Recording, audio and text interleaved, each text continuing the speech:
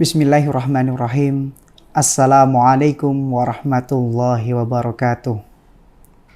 Anak-anakku dan para pendengar yang berbahagia, ikhlas tentunya sering kita dengar dalam kehidupan kita sehari-hari. Bahkan kita pernah menjadikan ikhlas sebagai bahan candaan ketika kita melakukan aktivitas yang berkaitan atau bersinggungan dengan orang lain.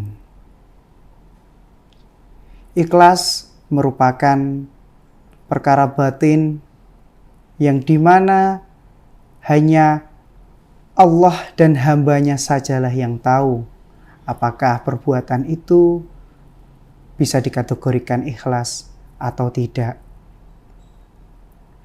Sikap ikhlas ini memang terasa samar, yang mana ketika kita pikirkan ulang, kenapa kita melakukan ini, kenapa kita melakukan itu, perlu kita dalami. Ikhlas ini tentunya perlu kita kaitkan dalam aktivitas ketaatan kita kepada Allah Subhanahu wa Ta'ala. Bila mana segala aktivitas yang kita laksanakan, yang kita perbuat, ketika itu dalam rangka ketaatan kita kepada Allah, maka baru bisa dikatakan sebagai aktivitas yang ikhlas. Seseorang ketika sudah melakukan aktivitas tertentu atau mungkin melakukan aktivitas ibadah, akan tahu apa yang menjadi tujuan dia melakukan itu. Akan beda halnya ketika aktivitas itu dia lakukan semata-mata karena ingin mendapatkan pujian atau ingin mendapatkan sesuatu yang sifatnya duniawi saja.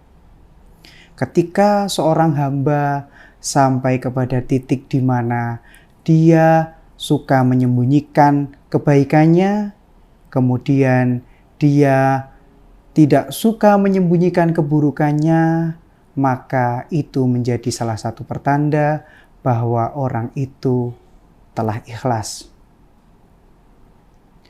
Al-Qurtubi pernah menyampaikan bahwa Al-Hasan ketika ditanya tentang permasalahan ikhlas dan riya, beliau menyampaikan bahwa di antara tanda seseorang itu telah ikhlas adalah ketika dia suka menyembunyikan perbuatan baiknya, kemudian dia tidak suka menyembunyikan perbuatan buruknya. Karena ketika kita senantiasa ingin menampilkan apa-apa yang baik pada diri kita, kemudian berupaya sekuat tenaga untuk menyembunyikan keburukan kita, maka kita mungkin orientasinya supaya kita bisa terlihat baik di mata orang lain. Ketika kita berbicara tentang keikhlasan, Imam At-Tirmidzi dan Asy-Syafi'i dalam Ar-Risalah menyampaikan dari Abdullah bin Mas'ud berkaitan dengan keikhlasan ini. Jika seseorang ingin terjauh dari perkara dengki, salah satunya adalah ikhlas beramal karena Allah Subhanahu wa Ta'ala. Tentunya ini membuat kita semakin yakin bahwa tidak perlulah kita mengharapkan sesuatu timbal balik dari apa yang sudah kita lakukan oleh orang-orang di sekitar kita, oleh manusia tentunya. Anak-anakku dan pendengar yang berbahagia, mari kita luruskan niat kita dalam setiap perbuatan kita, sehingga Allah menilai aktivitas segala perbuatan yang kita lakukan dalam rangka ketaatan kepadanya, dan kemudian Allah akan berikan, Allah akan limpahkan pahala kepada kita semuanya.